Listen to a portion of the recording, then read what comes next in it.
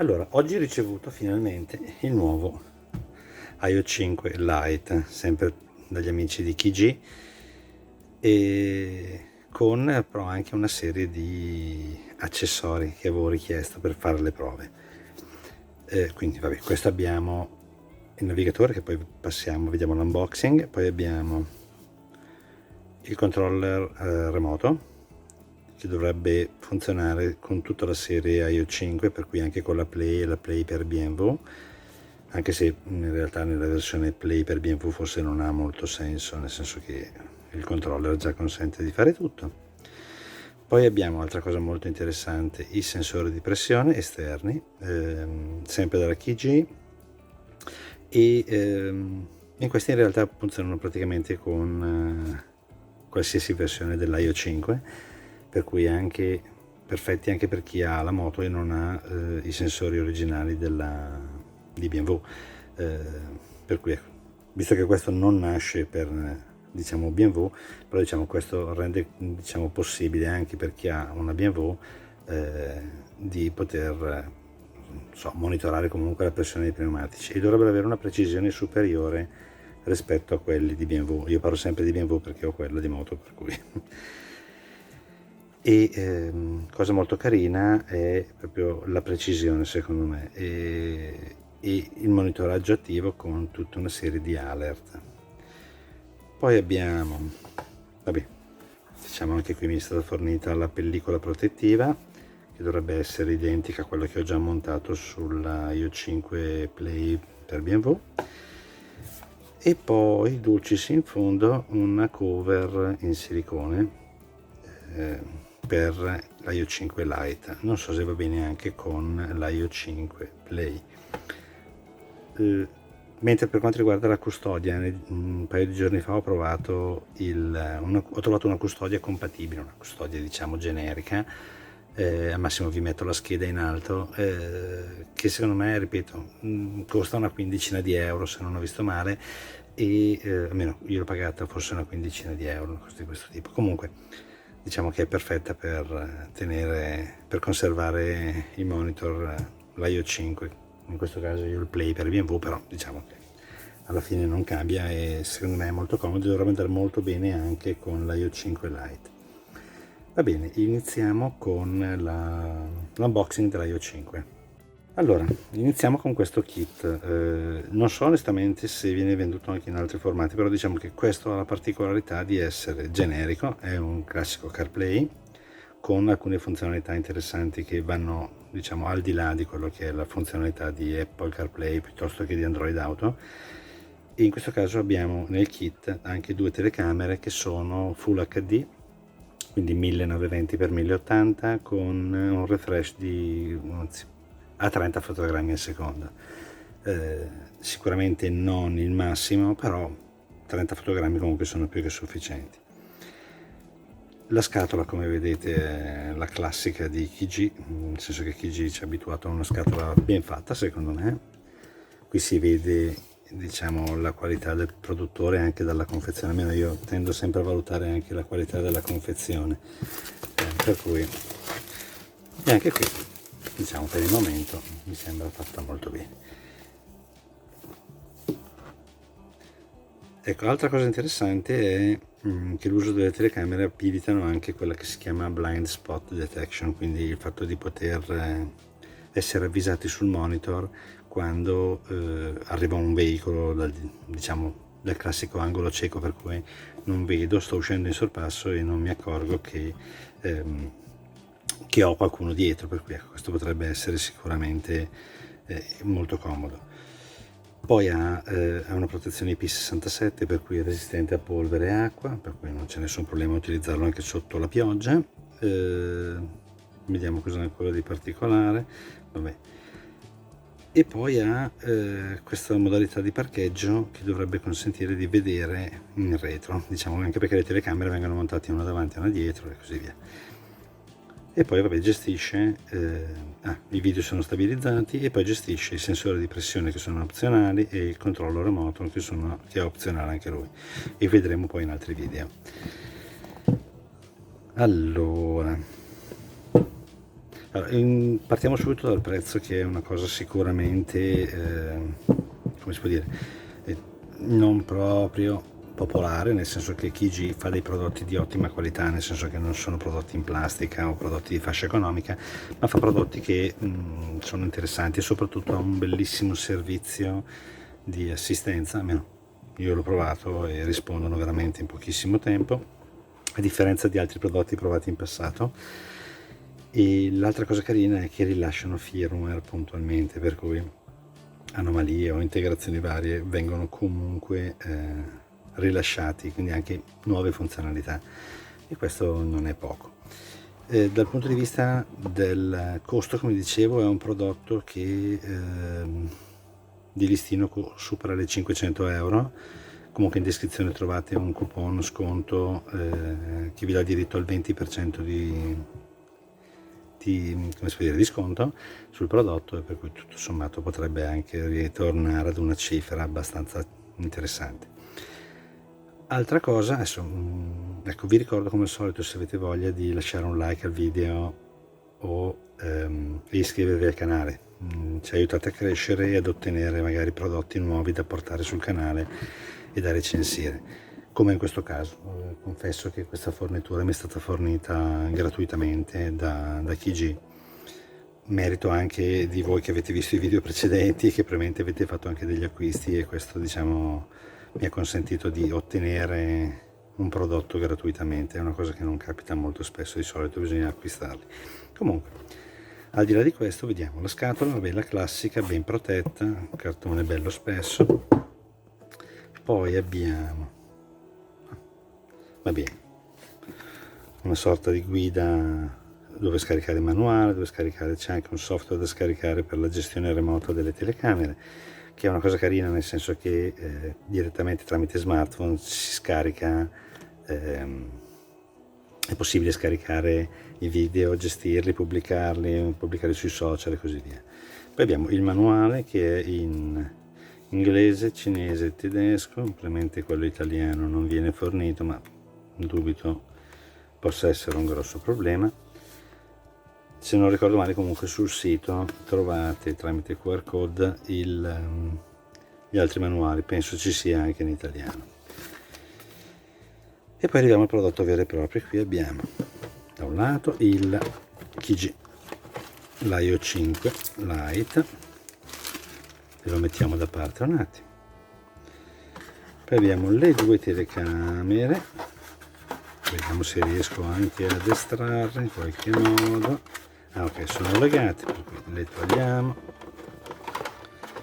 così le proviamo anche. Allora, una,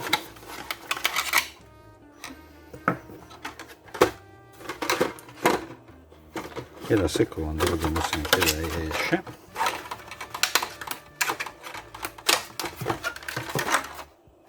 Ok, e la seconda mi sembrano anche carine, sicuramente, ecco, ripeto, non sono male. Anche i connettori, come vedete, sono stagni, presentano tutte le guarnizioni, la chiusura è classica a vite, per cui non male. E poi abbiamo il pacchetto A, vediamo cosa contiene. Allora, vabbè, un portachiavi, sempre comodo, il sensore esterno che penso sia il GPS, e una serie di cavetti, questo è quello dell'alimentazione. E poi vediamo cosa c'è ancora. Vabbè, avremo le staffe. Qui abbiamo una serie di adesivi e di fascette, di quelle removibili, e anche degli adesivi, una serie di anelli adattatori, altre fascette e roba corrente, cacciaviti e bruvole, biadesivi per montaggio delle telecamere, se volete montarle con biadesivo, e poi il supporto a manubrio per montare il monitor. Io lo lasciamo qui, il resto lo spostiamo un attimo, così facciamo un po' di ordine. Allora, i supporti ne esistono di diversi tipi, li trovate direttamente sul sito della Kijiji. Allora, questi non ci servono, intanto li lasciamo da parte. Ne esistono di diversi tipi, questo è un generico che va bene più o meno per tutti, però penso non sia un grosso problema anche eventualmente cercare se c'è un modello che fa più a caso vostro, tipo montarlo sulle staffe, quelle sotto il parabrezza o così via. Allora, vediamo un attimino questo monitor e vediamo come è fatto. Da un lato abbiamo questo attacco classico a semisfera che poi proviamo anche per vedere se è compatibile con altri morsetti che già utilizzo. Poi abbiamo le due telecamere, vediamo questo che dovrebbe essere il sensore GPS esterno, anche qui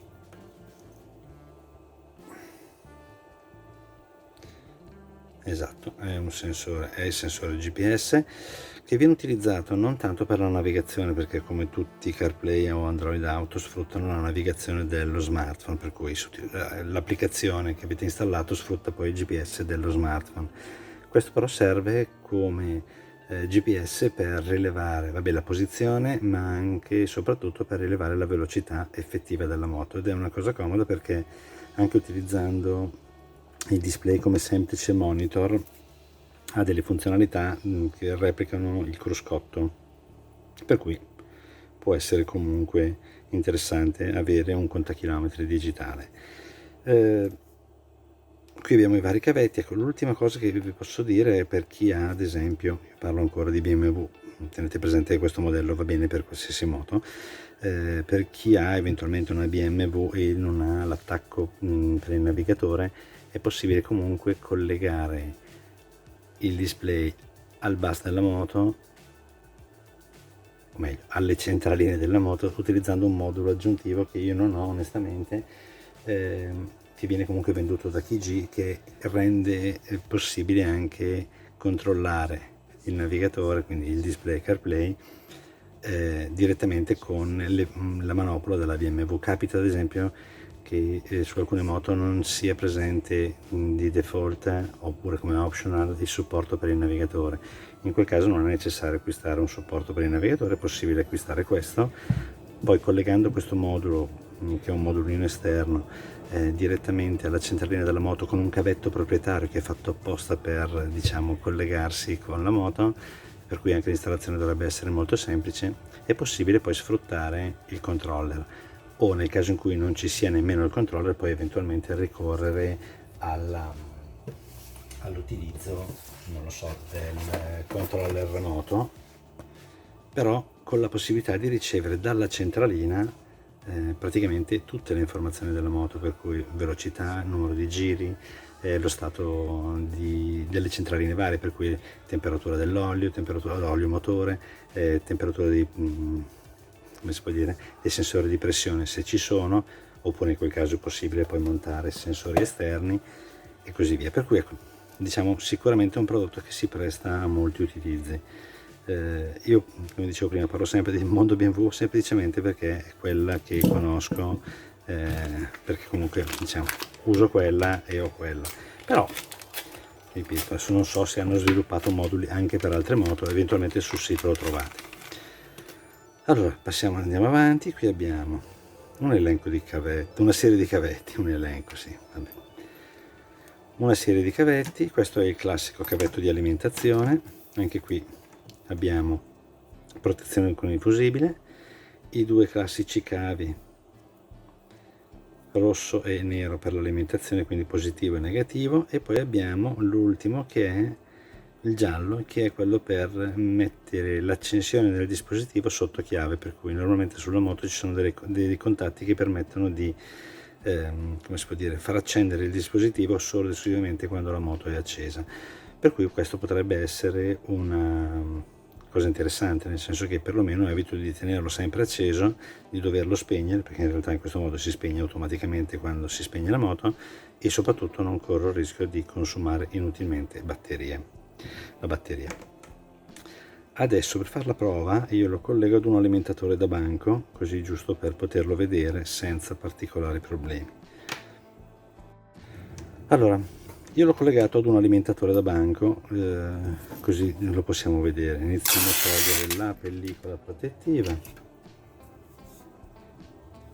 Il display mi sembra molto simile alla versione per BMW, ha gli stessi identici pulsanti, ha gli attacchi dietro che andiamo a collegare, così iniziamo a vedere anche come funziona. Per cui iniziamo a fare la prova senza telecamere. Ok, dovrebbe essere questo il senso. E qui dovremmo avere, qui i cavetti, se notate, hanno tutti un colore, in modo tale che, diciamo, non sia, cioè, perlomeno non dovrebbe essere possibile invertirli. Allora, lo colleghiamo, quindi abbiamo, no, sbagliavo io, è il contrario, ok. Come vedete la tenuta è anche bella salda. A questo punto abbiamo anche il modulo GPS che ho messo qui e che dovrebbe andare qui.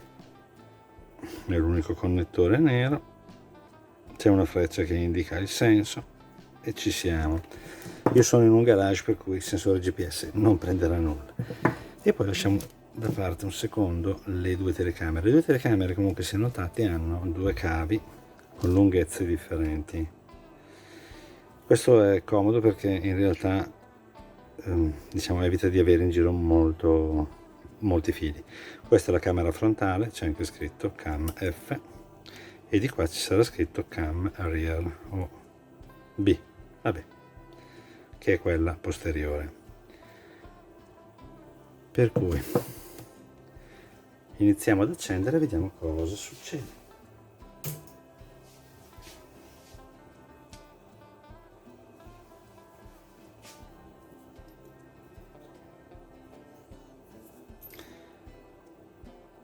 E non succede nulla, sospetto anche perché ho dimenticato di collegare il giallo. In effetti, collegando anche il giallo, che è quello che dà lo start, il navigatore, cioè il dispositivo, si accende senza nessun problema. Andiamo a vedere anche qui come siamo messi a lingue. Abbiamo italiano, ok, il fuso orario magari lo portiamo su un valore che è più il nostro, ok. Poi a questo punto viene chiesto di scaricare l'app e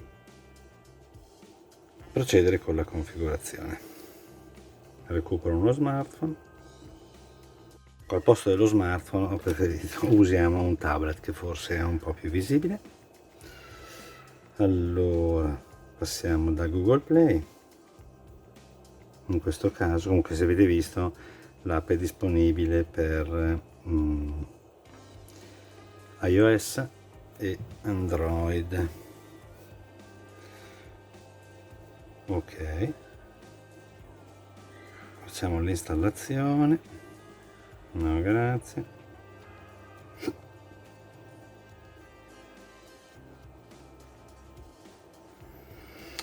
E facciamo partire l'applicazione Kiji Go.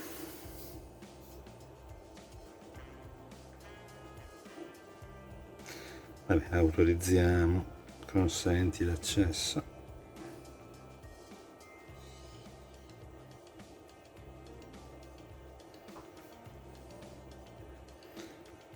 Ok, ecco, ok. A questo punto viene chiesto il modello, spero si veda. Questo è l'Io 5 Lite e a questo punto facciamo un bel connect.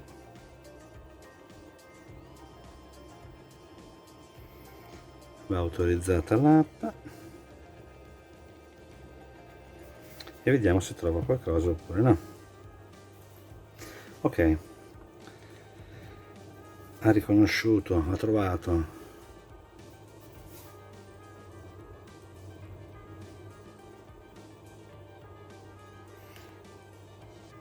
anche a livello di grafica dell'app, mi sembra ben fatta. Vediamo di togliere un po' di riflessi, vediamo se così è meglio. Qui viene richiesta l'autorizzazione alla connessione, per cui anche a livello di sicurezza non mi sembra fatto male. Si prega di utilizzare una scheda micro SD, va bene. Evitare di montare le telecamere, distanze. Ok. E questo è il nostro bel cruscotto. Può inserire, che è identico a quello che già c'è sulla Io 5 che ho usato per la BMW. Poi abbiamo video, abbiamo metro che penso sia il cruscotto, esatto, anche qui molto simile. Abbiamo la velocità, il contagiri, la pressione dei pneumatici anteriore e posteriore, il voltaggio della batteria. Va bene, in questo caso il voltaggio è costante perché è collegato ad un alimentatore, per cui sta rilevando quello che è il voltaggio in ingresso.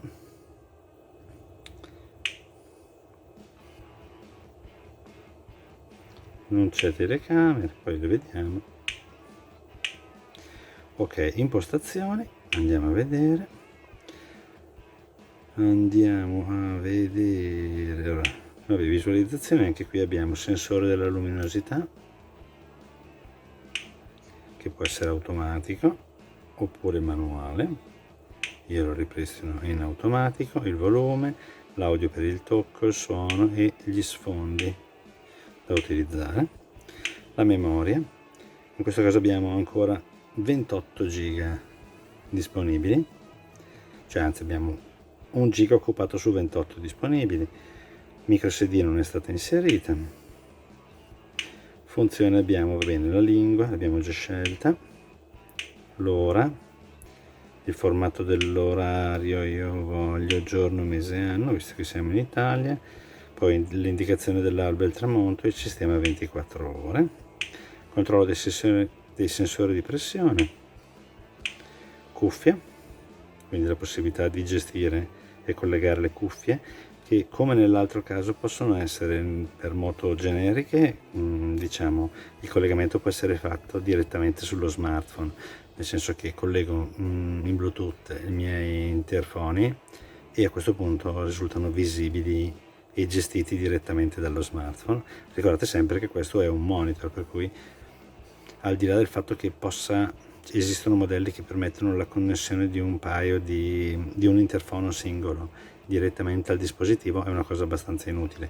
Molto meglio collegare tutto allo smartphone e far sì che poi sia lo smartphone a gestire. Nel caso invece di moto con TFT, con una gestione autonoma degli interfoni o degli intercom, chiamateli come volete, allora in quel caso molto meglio, almeno a mio avviso, collegarli direttamente al sistema della moto.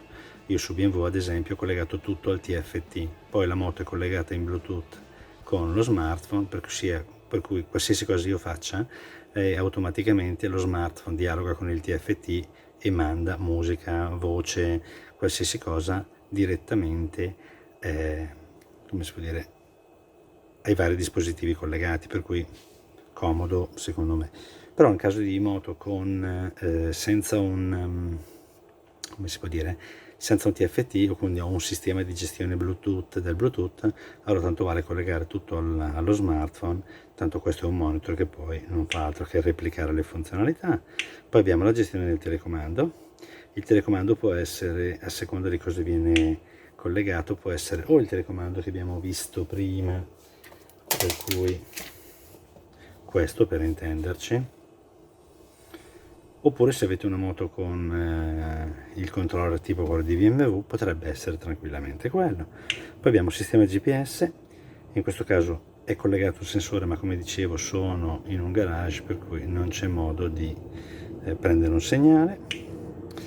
Poi abbiamo, questo è il blind spot detection, che è quello delle telecamere, poi lo vediamo. Poi abbiamo l'aggiornamento, facciamo un controllo degli aggiornamenti e mi richiede una scheda SD che poi andremo a montare in un secondo momento. Bene, diciamo che di più cosa abbiamo? Vabbè, la possibilità di cambiare l'unità di misura, quindi chilometro miglia, e promemoria di riposo, che onestamente non so cosa sia, ma andremo poi a vederlo. E poi abbiamo, va bene, diciamo tutta la parte legata alle certificazioni. Ok, altra cosa carina è proprio diciamo il prodotto. Si è data un'occhiata a una scocca che è in lega di magnesio e alluminio, è completamente sigillato ed è secondo me una cosa molto carina. Poi sotto abbiamo, poi vedremo comunque in un altro video perché un video solo diventa impossibile, è già abbastanza lungo questo, lo slot dove poter montare, dove poter inserire una scheda SD, anche qui protetto sia da una guarnizione che da viti.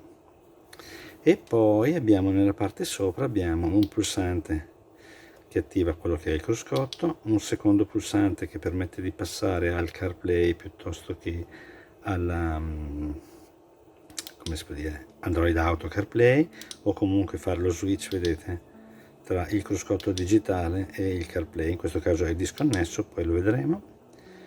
La gestione delle telecamere e il blocco dello schermo. Blocco dello schermo che è comodo perché evita perlomeno di come si può dire, a chi dà fastidio uno lo può spegnere senza dover scollegare nulla, lo tiene spento e siamo a posto, è semplicemente spento, bloccato. Adesso passiamo alle telecamere.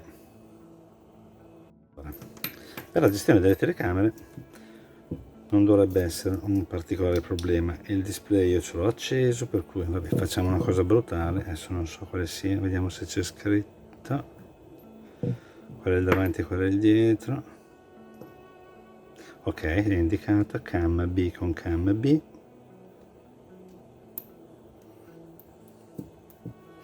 Anche qui i connettori in metallo sembrano ben fatti.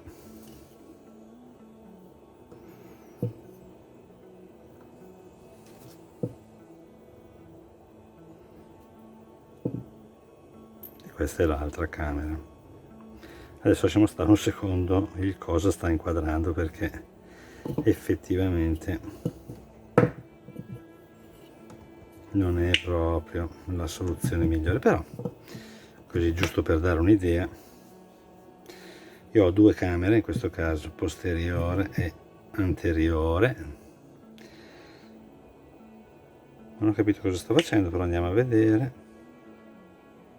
Segnala qualche anomalia, ma penso sia più che altro legato al fatto che non ho una scheda SD inserita.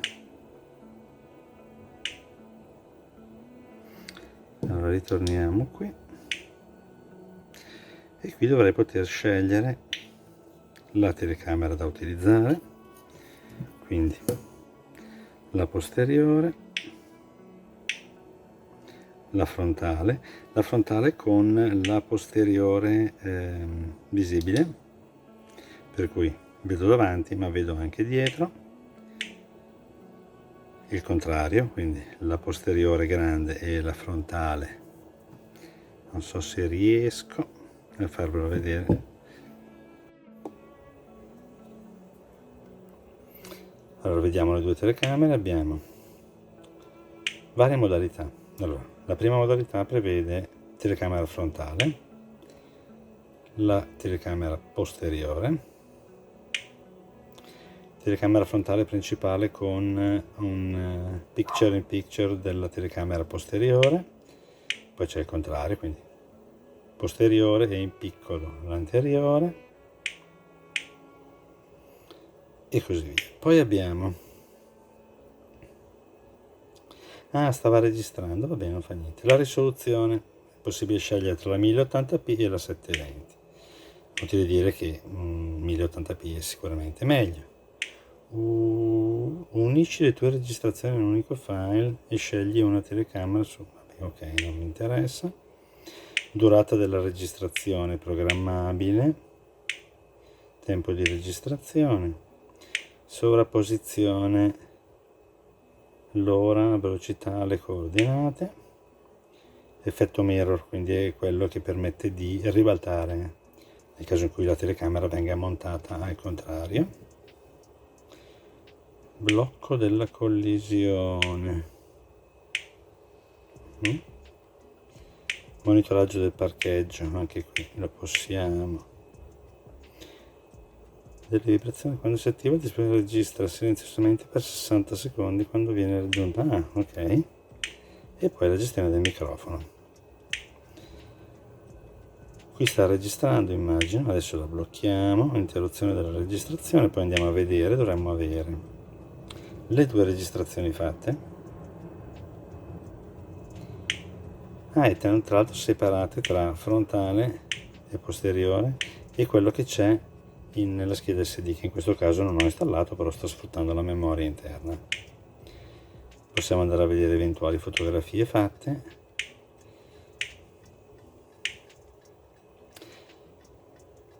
Poi cosa possiamo andare a vedere ancora? Direi per il momento basta, nel senso che poi vedremo magari il telecomando e i sensori di pressione. Ok, direi che per il momento è tutto, grazie e alla prossima.